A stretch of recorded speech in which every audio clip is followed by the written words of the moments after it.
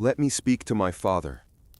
The 6 words cut through the champagne shatter like a bottle shattering on marble, and every jeweled head on the coral dunes terrace turned toward the archway, where a barefoot girl in a torn cotton dress stood trembling, clutching a crumpled wedding program as if it were a passport back into her own life. Sunlight flared off silver chafers and mirrored vases. Violins faltered, then died. The ocean wind, salt-sharp and insistent, lifted the hem of her dress and the hair from her bruised cheek. Security moved first. 2 men in crisp jackets and colder eyes, shoulders rolling forward as though this interruption were a stain they could buff out. But the bride, La Rebello, intercepted with a smile lacquered to her face so tightly it might as well have been painted on. "Whose father?" she purred, each syllable dipped in perfume and threat. The girl raised the program with both hands as if in surrender. "Chief Kola Adebayo," she whispered, and the name traveled the terrace like static. Servers paused mid-pour, society women froze with flutes at their lips, donors and dignitaries leaned in, hunting spectacle. From the dais ringed with white anthuriums, the groom himself stepped down, fresh carnation pinned to a lapel worth a year's tuition. He meant only to still the mess, to be the man whose voice tidies rooms. But when her eyes, wide, soft brown, impossibly familiar, found his, something old and breaking inside him rose like a tide. The angle of her brow, the crescent scar beneath the left eye that no tabloid ever knew. He had touched that scar with his thumb on nights when lullabies were a language only fathers speak. The terrace narrowed, the ocean hushed, the world corralled itself into the length of his breath. "Baba," the girl said, a child's title pushed through a woman's ruined throat. Lare's smile fissured. "Remove her," she told the guards, and the order cracked like a whip. One guard seized the girl's wrist, the other reached for her shoulder, already seeing headlines about security excellence. He didn't get there. "Touch her again and you answer to me," said a voice as precise as a scalpel. Tommy Adebayo, Kola's stepdaughter, the quiet architect of 3 continents' worth of power lines and clean water deals, had crossed the terrace without rattling so much as a teaspoon. She slipped her blazer from her shoulders and wrapped it around the girl with a tenderness that dared anyone to object. Up close, Tommy saw what truth looks like when it bleeds. The bone-deep fatigue around the eyes, the street-thin arms, and the stubborn lift of a jaw that had swallowed too many no's. And underneath it all, the map of a face she once kissed goodnight. "Zara?" Tommy breathed. Not a question so much as a memory remembering itself. The girl blinked hard, a flinch of recognition pushing through fog. "The purple book," Tommy said, voice dropping. "The moon with the nose." A small, broken smile cracked the dust. "And the elephant that forgot," the girl replied. And those 6 words were a key turning in a lock no one else could see. Around them phones rose like a grove of black mirrors. Murmurs surged to a low roar. Somewhere a planner hissed into an earpiece about contingency plans that did not include resurrections. Kola stepped the last distance as if wading against a current, knees failing him at the edge of the girl's shadow. He didn't care that his suit would ruin, that cameras would feast. He cupped her face with both hands and traced the old crescent, greedy and gentle at once. "Zara," he said, and the name came out hoarse, a prayer scraped raw by 9 hungry years. She toppled forward into his chest with a sound like a door finally swinging home. Lare reached for her script, composure, suspicion, elegant disdain. "She's an imposter," she announced, though the line tasted wrong in her mouth, tinny against the richness of what the terrace knew. Kola didn't look at her. He rose with Zara anchored to his side and turned to the master of ceremonies. "The wedding is over," he said, and the sentence fell with the finality of a gavel. Tommy pivoted to security without raising her voice. "Clear the press. Escort our guests kindly. Any footage taken on this terrace today is subject to injunction. Your choice whether we do that before or after lawyers miss their brunch." The men, hired to follow money and fear, followed her.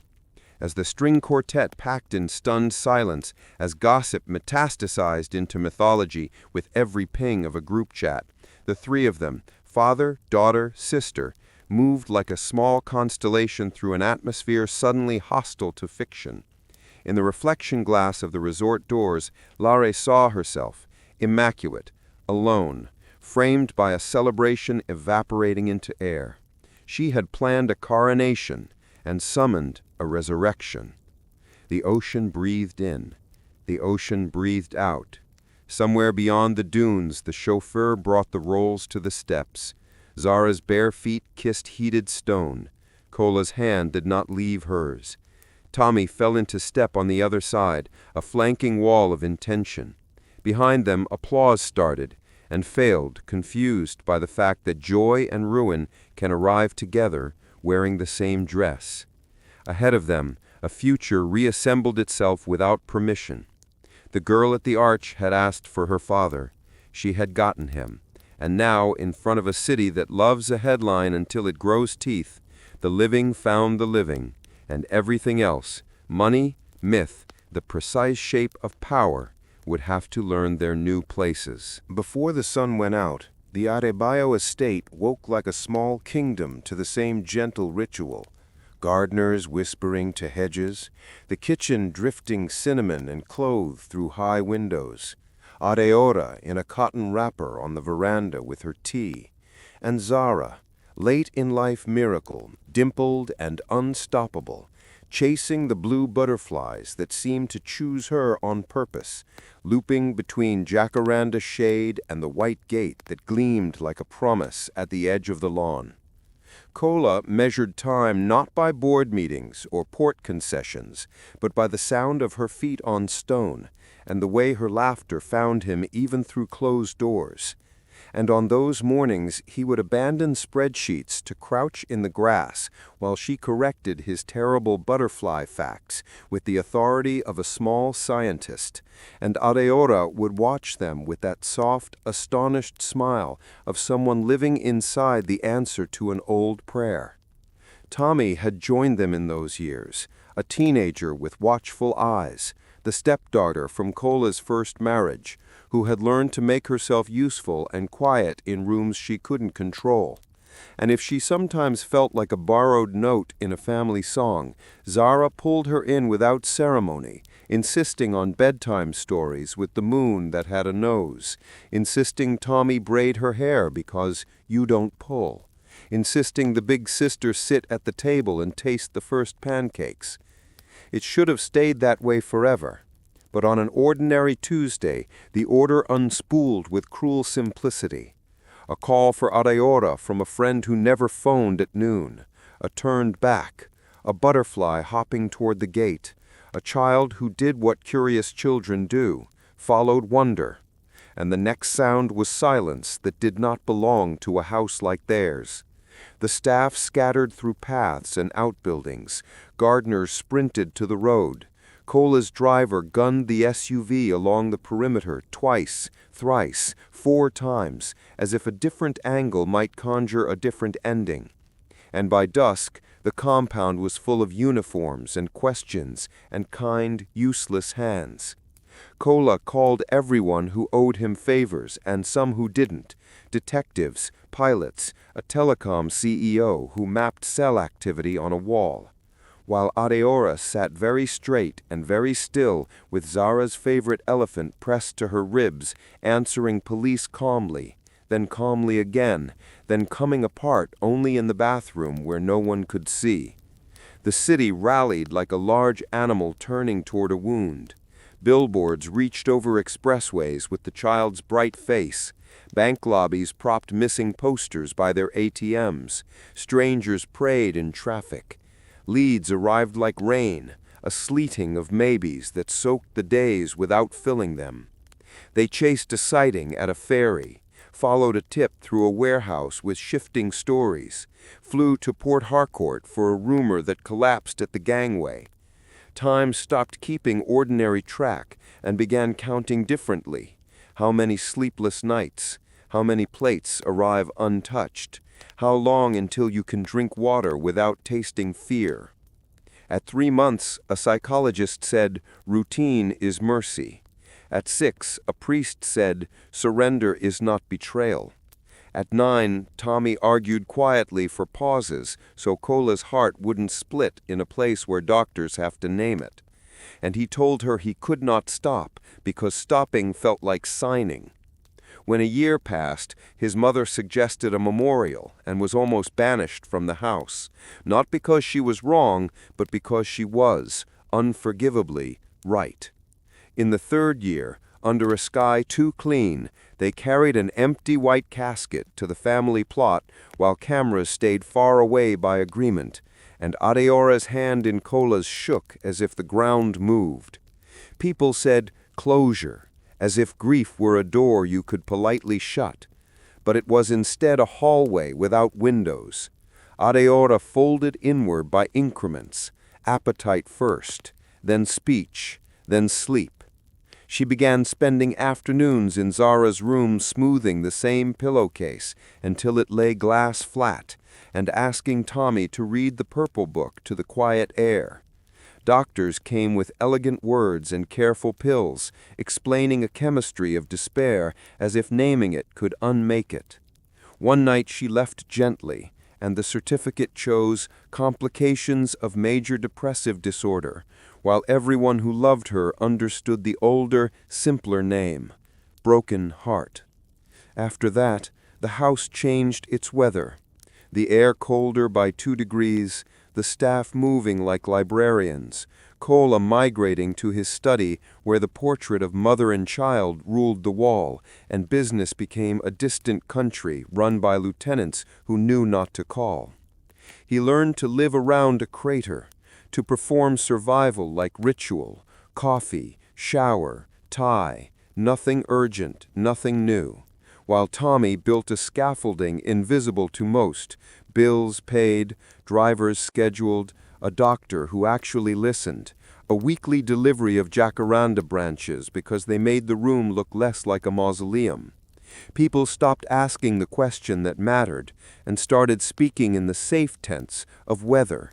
But inside the thick silence, the promise remained like a coal. If there was a path, even one that cut his knees to bone, he would take it. And somewhere beyond the gates, the child they had buried without a body learned to sleep with one eye open and to tell kindness from danger by the angle of a stranger's hand. And the clock that had broken in the Adebayo house continued, secretly, to grief thins the walls of a fortress, and ambition knows how to listen through plaster. Lere Bello entered the Adebayo orbit like a perfectly timed melody slipped into a song that had been reduced to a drone.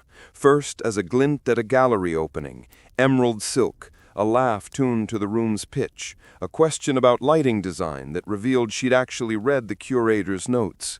Then as a reliable face at water projects and Port Authority luncheons, asking Cola not how he felt, a question he'd learned to dodge, but what he thought about grid modernization, sovereign guarantees, and concession reform, as if she'd done homework on both his balance sheets and his grief. She possessed the sort of intelligence that wears couture without being eaten by it. When she challenged Cola's view on last-mile distribution, she had numbers. When she admired Adeora's scholarship fund, she arrived with a donation already wired. When she said the word future, she didn't sound like a brochure. The house noticed before Cola admitted it, vases reappearing with King Proteus instead of lilies, music set to something warmer than the study's low hum. A chair shifted toward the light in a room nobody had used since Zara's laughter evaporated. Lare did not push doors so much as lift their latches with a fingertip, always at the angle that made refusal feel like rudeness. Tommy watched from the polite perimeter where dutiful daughters stand, seeing the craft beneath the charm. The way Lare learned the staff's names in 2 days flat. The way she praised the chef's akara and then asked for the recipe in a tone that could be mistaken for humility. The way she never said Adeora's name, yet managed to position herself in photographs where Adeora had once stood. Tommy respected competence like a second religion. What scraped her nerves was hunger gloved as philanthropy. Still, the house softened, first in half-hour increments, then in afternoons. Lere introduced Kola to a sculptor whose work resembled the inner life of stone, and he found himself talking about density the way he used to talk about sorrow. She arranged a quiet visit to a school built with Arebayo funds and stepped back while children tugged at Kola's sleeves until he laughed, one clean, unstartled sound that made the head gardener cry behind a hedge. By year 2, they were a public rumor and a private habit. She kept a toothbrush at the mansion without making a ceremony of it. She left annotated articles on his desk about hydropower and seawalls, and she underlined not the conclusions, but the assumptions. He began to answer his phone again because he knew the voice would come not with pity, but with a problem worth solving. The city approved in the way cities do, late-night radio hosts calling it healing, glossy magazines calling it a second act, board members calling it stability. Tommy measured the choreography, no overnights when the press could see, no diamonds until the foundation audit closed, no photo spreads until the trust's quarterly disbursement posted. Lere played the long game like a woman who had practiced before smaller mirrors.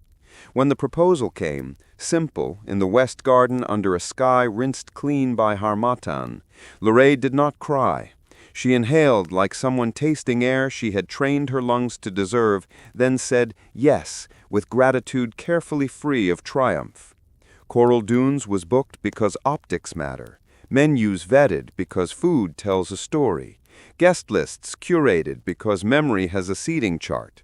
Lere directed a life the way she directed a wedding, nothing left to weather.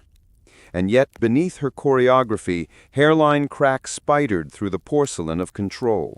An old friend who mentioned, too casually, that Lere had once organized a fundraiser that turned out to be for Lere. A boutique PR woman whose invoices suggested services that only exist when there are stories to smother. A text message Tommy intercepted, innocuous on its face, yet shaped like a net. Tommy raised the concern gently to her father, offering caution, not condemnation, and Kola, who had rebuilt himself on the discipline of choosing the least painful explanations, asked for proof he could staple to a file. Tommy backed down publicly and pivoted privately to preparation, shoring up legal teams, tightening NDAs, warning the head of security that the person in the white dress did not automatically outrank the person in the family ledger. Meanwhile, Lere's visits became rituals with liturgies, a book left with a ribbon at chapter 3, a debate paused at the hinge of an argument, a record cued to the exact song where a pulse quickens. She made Kola feel less like a widower and more like a man still permitted to want.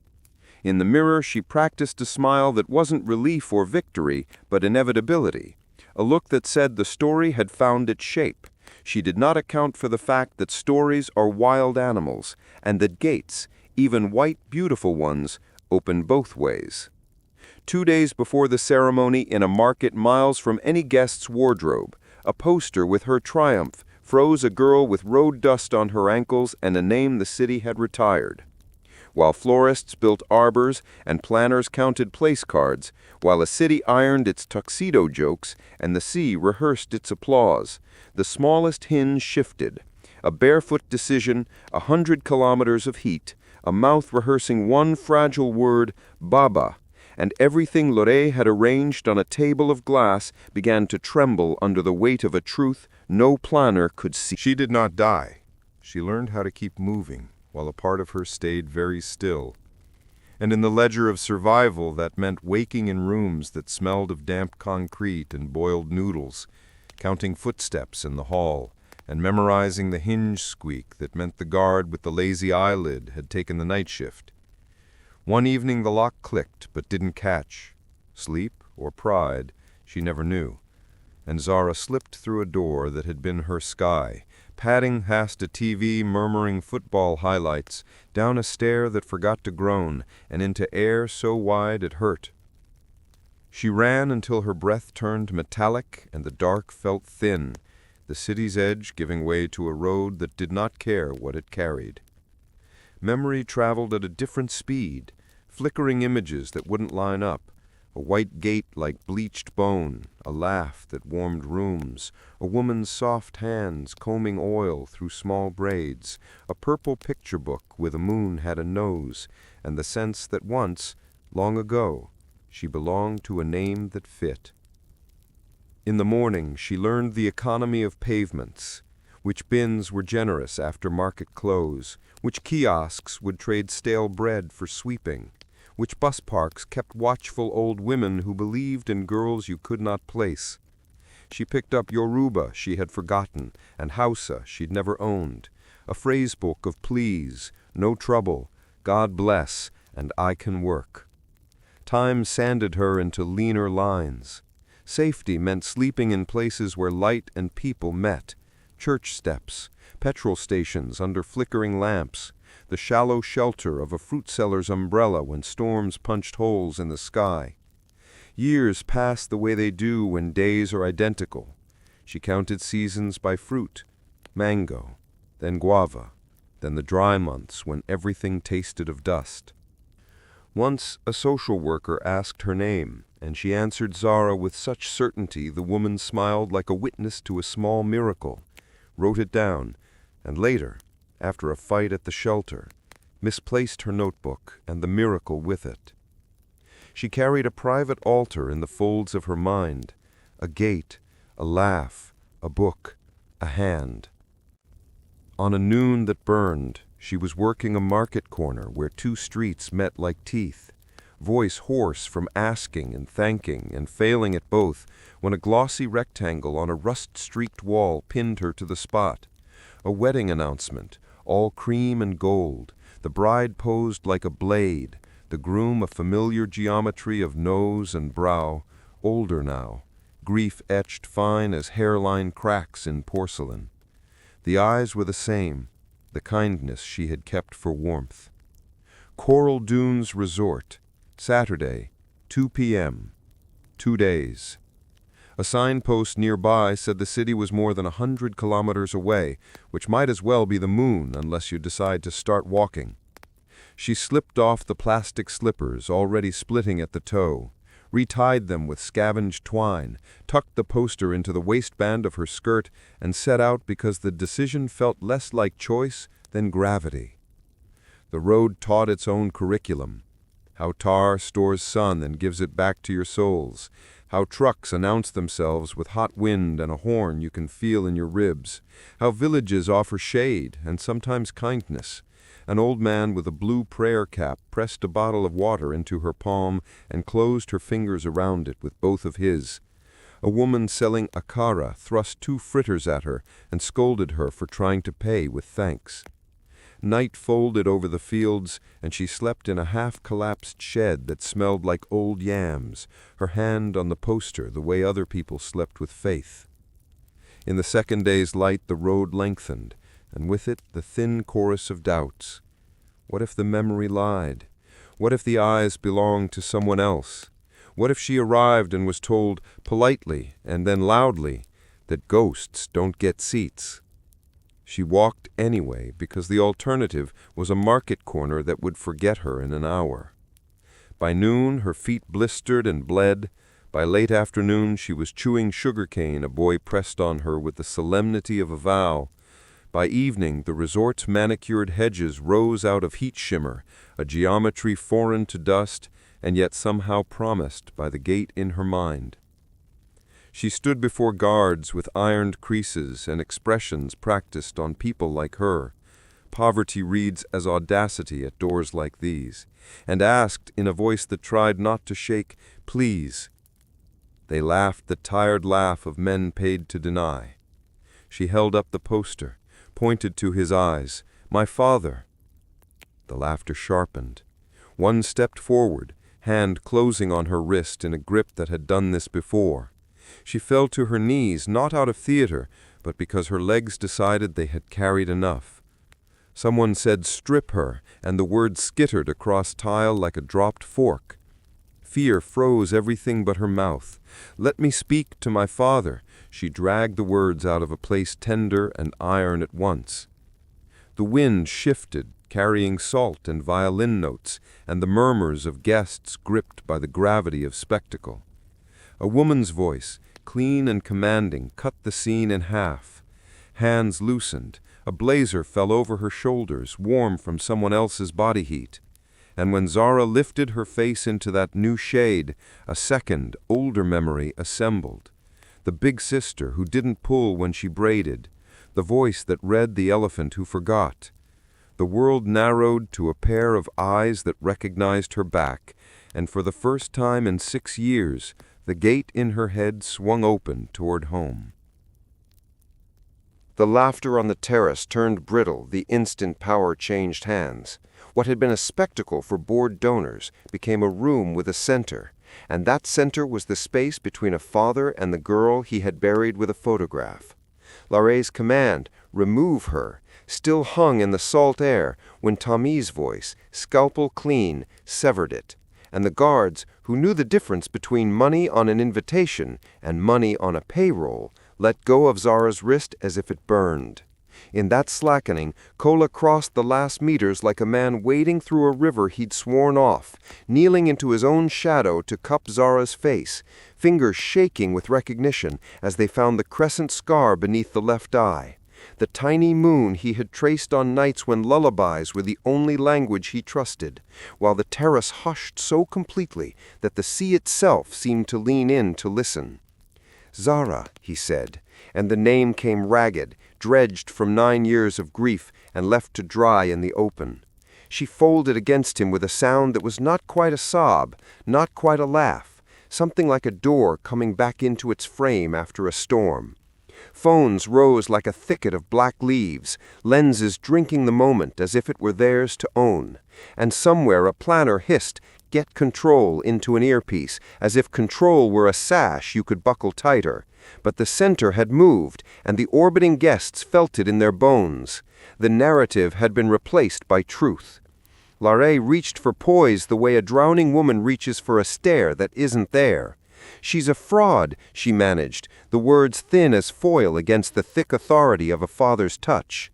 And Tommy didn't bother to answer her, instead draping her own blazer around Zara's shoulders, tucking it so the lapels hid the bruises the guards had already left, murmuring, "Sip," as she tipped water to cracked lips, and then lower, a password from another life, "The moon with a nose."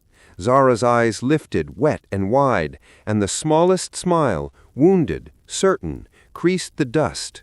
"And the elephant that forgot," she breathed, and Tommy's shoulders dropped as if the house itself had set down a weight. Kola rose with his daughter under his arm and found the master of ceremonies, who had run 4 presidents' parties and thought he'd seen every kind of pivot. "The wedding is over," Kola said, each word ironed flat, final as a gavel. The man opened his mouth, then closed it. The quartet's bows hovered, then lowered.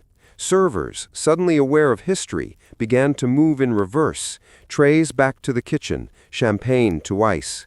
Tommy turned to security, voice even. "Clear the press and escort guests to their cars. Kindly is not optional. Any footage taken today will meet an injunction before sunset if it hits a feed. Choose ease." The guards, masters of reading weather, nodded like palm fronds before a storm. Lare tried one last time to find the floor. "Kola, this is madness. Think how it looks." And Kola, who once built empires on the currency of optics, did not look at her. He was touching Zara's knuckles as if they were a talisman he'd misplaced and just recovered. Guests attempted applause and failed, because there are moments that exceed etiquette. A donor whispered, "Thank God," and meant it. A socialite began to cry for reasons she would not unpack until much later. Together, the 3 of them, father, daughter, sister, moved through coral dunes as if carving a new corridor with their bodies. Zara barefoot on heated stone, Tommy flanking like a wall with eyes, Kola steadying every step as if one miscalculation could knock the world off its hinge.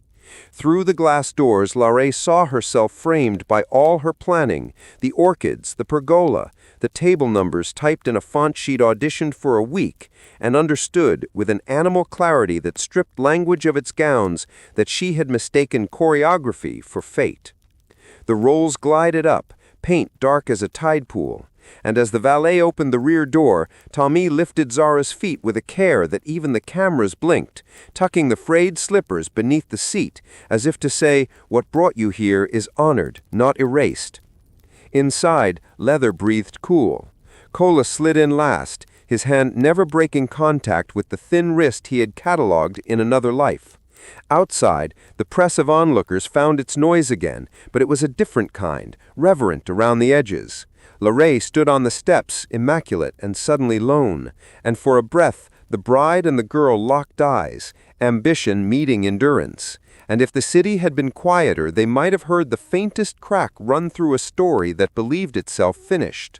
The door thudded shut, the engine hummed, and as the car slid away, the terrace filled with the rustle of a party unspooling, caterers unsnapping linens, a quartet packing silence into velvet, and a rumor beginning to molt into a myth that on a bright Lagos afternoon a ghost walked into her father's wedding and took back her name while the ocean held its breath.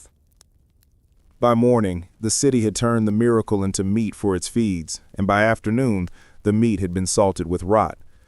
A grainy clip slid across timelines, shaky lobby footage of a girl who looked like Zara speaking to an older man in a hotel bar, the caption needling insinuation, long-lost daughter or long con. And in the comments, the old chorus tuned itself without rehearsal. Where was she really? Who fed her? Why now? Kola slammed the fist against the kitchen marble so hard a glass jumped and cracked, but Tommy only set her phone down face up and let the noise roll over it like surf, because rage is an accelerant and strategy is water. "We don't argue with mud," she said, eyes on the clip. "We find the pipe." She called Kunle, who had built reputations from thread and torched them from orbit when needed, a chief of staff who moved like a rumor and hit like a ledger. He traced money first because lies, like ships, leave wakes. A payment into a stringer's offshore account at dawn, routed through a shelf company registered in a jurisdiction with more beaches than laws. That shell linked by a single careless email to a boutique PR shop that had, 2 years earlier, billed for narrative management after a different heiress's scandal. The boutique, in turn, invoiced Sade Alawode, a friend of Laurie's who never posted parties without positioning herself in the brightest triangle of light. Parallel to money, Kunle chased pixels. He pulled the clip into a forensic suite and peeled it frame by frame, watching the mouth move out of sync by 2 frames, cataloging the subtle halo at the jawline when the subject turned, the way the shadows on her cheek refused to obey the lobby's lighting. He found the original source, a conference video of an equity analyst in the same bar months earlier, and overlaid the footage until the last snapped into place. With receipts piled like neat knives, he went to the Stringer's Motel, a place that smelled of bleach in the last argument, and did not threaten so much as narrate the future. Bank statements, IP logs, corporate registries, a tidy packet for a prosecutor who liked wins. "You will write and sign a statement," Kunle said simply, sliding a pen across the table. "You will describe who gave you the clip, who paid, and with which account. If you don't, you will learn the price of being useful to people who cannot spell your name without checking their phone." Hands shaking, the man signed, the blue ink wobbling in his own shame. Tommy didn't leak it. Leaks beg for disbelief. She booked a press room, set a lectern without branding, and at precisely noon stepped into white light wearing a plain suit that allowed no easy memes. She spoke as if presenting quarterly results. Money trail first, clean and boring. Then the forensic report, a technician explaining deep fakes like weather. Then the confession, audio and affidavit, names redacted where the law demanded and underlined where it did not. "This family will not audition for your sympathy," she said, voice steady enough to carry over camera shutters. "We will prosecute anyone who profits from our grief." She took no questions, because questions feed stories starving for more. Outside, the narrative buckled. Journalists who had arranged skepticism in advance pulled on new graphics. The clip, now branded fake, kept circulating but shed its poison like a snake that had bitten its own tail. In the quiet after the room emptied, Tommy returned to the estate where Zara slept at last as if sleep were a country that recognized her passport, and Kola stood at the window gripping the back of a chair as if force could keep the world in place. "We cut the pipe," Tommy said softly. "More will come." "Then we keep cutting," he answered, voice a little steadier. Across town, Laurie watched her screen freeze and buffer while group chats went from oxygen to vacuum, sponsors suddenly busy, stylists suddenly abroad, a politician's wife asking for space as if intimacy could be returned for store credit, and felt for the first time in years the cold draft that seeps in when the story you've curated starts answering to facts. That night, as Zara's fever broke and a nurse clicked off a lamp, Kunle forwarded one last note, a financial relay that didn't end at Sade but curved delicately toward a name that made Tommy's jaw tighten. Family adjacent, reckless enough to have kept a copy of a message he should have burned. "We're not done," she texted back. "Find the head, not the hands." And somewhere in the dark, a woman who had built a life on choreography realized that in rooms with truth, choreography is just another word for the leg. The call came at 11:43 p.m., the hour when good news rarely travels and the city has thinned to its bones. Kunle pinged Tame with a single line. Unknown female on the switchboard says she has truth about Lorray. And within minutes, a quiet hotel lounge was arranged, the kind with carpets that swallow sound and citrus water that people don't drink. Tommy arrived alone, hair pulled back like a decision, and let the silence make the first move until the woman appeared, a smaller, tremoring echo of Lorray. Same cheekbones, softened by worry, fingers worrying the strap of a thrifted bag. "My name is Naya Bello," she said, and the surname hit the air like a match near dry brush. She didn't sit until Tommy nodded, didn't exhale until her confession started to assemble itself, halting at first, and then in a rush that threatened to outrun her breath. Years ago, before charity galas and magazine covers, Lorray had fixated on Kola as if he were a summit and family an obstacle. She called them variables, Naya whispered, shame blanching her voice, the wife and the child. And when grief did not arrive on its own schedule, Lorray tried to manufacture it. She sent Naya to an ex-lover named Gori, who knew how to find men who could open gates that were supposed to stay closed. It was meant to be temporary, Naya said, the lie she'd been fed sitting in the corner like a fifth chair. Scare them, force a crack, return the girl. The kidnapping happened on an ordinary Tuesday because ordinariness can hide a crime better than chaos. And when the city bellowed and cameras sprouted like fruit, the hired men panicked and fled, leaving Zara in a town whose name she forgot while fear did its rebranding. When Kola and Adaora did not split but welded tighter, Lorray moved to a slower cruelty. She called it a nudge, Naya said, hands twisting. A compound from a doctor who had lost his license, the kind that makes a heart fail the way sorrow does. And Adaora slipped away under a perfectly respectable diagnosis, because who questions grief when it chooses the most believable costume? Tommy's expression didn't change, but a muscle in her jaw pulsed once. "We corroborate," she said, and Naya nodded as if grateful for the way a plan can hold your weight when a confession makes the floor unreliable. Names began to line up. Gori, the go-between, who styled himself as a fixer. 2 low men from the wharf who'd do anything that paid in cash. The disgraced doctor with a clinic that changed its name but not its address. A storage unit where Gori kept things he forgot to forget. Kunle took the list and disappeared into circuits and alleys. He found Gori not by following him, but by following who avoided him. Bartenders with short memories, bouncers with longer ones, a muezzin who did not care for the man's Monday mornings, and set the offer on the table like a neatly folded shirt. State witness and daylight, or the rest of your life explaining your talents to men in uniforms. Gori broke the way men do when they finally see that loyalty to a narcissist is a tether to a sinking thing. He gave them the wharf names and the unit number, described a night by the lagoon when vials and ledgers were supposed to meet fire, but met instead his fear of flames. The storage unit produced what crimes always produce if you are patient: oversights, half-burned appointment tages, a vial box with a batch sticker, a thumb drive sticky with old palm oil that contained invoices so carelessly redacted they might as well have been annotated. At dawn, the police moved with the kind of quiet that makes radios nervous. A car to the boutique clinic with paint curling on its sign. Another to Gori's concrete hive. A third to the high-rise where Sade Alawode's doorman suddenly remembered his oath to customer service did not include obstructing warrants. The doctor tried to sermonize about research and redemption until Kunle read back the lot numbers and dates without looking at his notes. Sade reached for her phone and found only hands.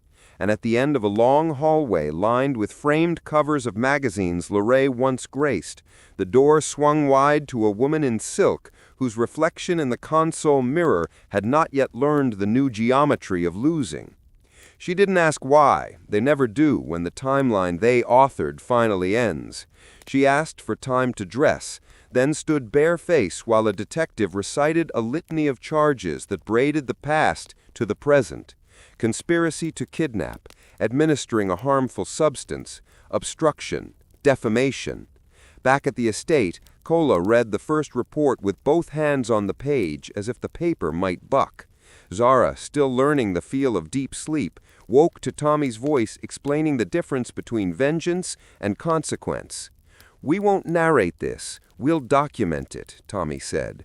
She called counsel, scheduled a press statement without adjectives, and when she hung up, Naya, who had chosen the frightening kind of love that tells the truth, sat small on the sofa, holding tea she did not drink, while the house she had helped injure made room for her remorse. Outside, Lagos accelerated its rumor engine, but the center of the story shifted from spectacle to evidence. You could almost hear the city recalibrate its appetite, the way a crowd's noise changes when it senses that the circus has given way to court. Healing did not arrive with trumpets. It came disguised as small routines that asked no permission. Nurses padding in at dawn to check vitals. A therapist with kind eyes teaching breath like a manual for staying. Oatmeal that tasted like nothing but steadiness. And the quiet miracle of waking without scanning the ceiling for seams. Zara learned that safety is a practice, not a place, and practiced it the way she once practiced hiding, building a day out of gentle anchors, shower, soft clothes, 10 minutes in the sun on the south veranda where jacaranda blossoms fell like slow confetti, a tutor who treated her mind as hungry, not broken, and an afternoon nap that did not have to defend itself. Kola relearned fatherhood at a humbler scale, less proclamation, more presence, sitting beside her while she read, walking 3 laps around the fountain at her pace, learning not to startle when she flinched at doors that closed too loud, apologizing for the years he had survived without her, as if breath had been a betrayal. Tammy, who had kept the world out by force, began letting pieces of it back in by choice, calibrating security so it felt like care, not custody, and vetting every visitor with a standard that spared no one, including herself. The house adjusted its weather. The kitchen regained its chatter. Staff cried openly in hallways without shame, and the gardeners replanted the path to the old white gate with lavender, because sorrow should have a scent kinder than bleach. When the trial smeared months into a calendar of subpoenas and cross-examinations, they refused to make it their only story. Court in the morning, therapy in the afternoon, stew bubbling by 6, laughter arriving shyly and then staying for tea. Judgments came like stacked stones. Lorraine sentenced on the counts that required no miracles to prove, other charges pending with the patience of law. And the city, sated at last, shifted its gaze to the next spectacle, while the Adebayo estate turned inward, away from publication and toward repair. On a Sunday that tasted of harmattan and oranges, they drove to the cemetery with a bouquet Zara chose herself, small white lilies, no fuss, and stood before Adaora's stone where words had never felt so clumsy. Zara traced the name with 2 fingers as if learning to read again, and said simply, "I'm home," and Kola, who had rehearsed speeches full of guilt, swallowed all of them and answered, "We kept your room ready, and it was true in the only way that mattered. The room held light." Out of grief they built a tool, because endurance wants to be useful. The Bright Seed Foundation launched in a courtyard strung with modest lights, nothing glossy, everything intentional. Safe houses mapped to bus routes, a hotline staffed by women who could code switch between languages and pain. Micro-grants from others who needed 1 week's rent to avoid the kind of desperation that breeds missing girls. and partnerships with clinics that knew trauma hides in everyday aches. Tommy took the podium in a navy suit that refused theatrics and spoke in verbs, not adjectives, while Cola stood at the back beside the head gardener and cried the way men do when they are not performing, one careful tear at a time. Zara spoke last, palms damp, voice low but certain, telling a room of strangers and friends that she had not come back to be a symbol, only a person with a map. If you are lost in a city that does not know your name, there is a way back. We will walk some of it with you. Donations arrived not as floods, but as steady rain. What mattered more were the volunteers, nurses with night shifts, drivers with patient routes, aunties who turned reception desks into soft landings. In the daily life that followed, Zara enrolled in classes and rediscovered the joy of solving for X, failed at baking twice and laughed until she forgot to monitor the door, learned to swim because water now meant play, not danger, and let Tammy teach her the particular pride of assembling flat-pack furniture correctly on the first try. Some days cracked and let old fear leak through. An unexpected knock, a headline resurfaced by an algorithm, a scent that collapsed the distance to a damped room. And on those days, the house did not argue with her body's alarm. It made space, dimmed the lights, held her until the present grew stronger than the past. Forgiveness, when it came, did not knock for permission. It simply arrived one evening as she watched Cola tug a stubborn weed and realized she did not want to spend her future collecting debts from yesterday. She chose instead to remember without letting memory steer. On the anniversary of the day the sun had gone out, they planted a young jacaranda near the gate. Nothing ceremonial, just soil, hands, and a promise that beauty would be allowed to grow where absence had once taken root. The tree was small and foolish with hope, the way all beginnings are. And in the soft blue hour after dinner, when the house settled and the city hummed its far noise, Zara wrote in a leather-bound journal, not to tame the past, but to name the present. A father who kept showing up, a sister who made plans into bridges, a self that fit her name again. She closed the book, left the window open to the smell of lavender, and slept like someone who believed in morning.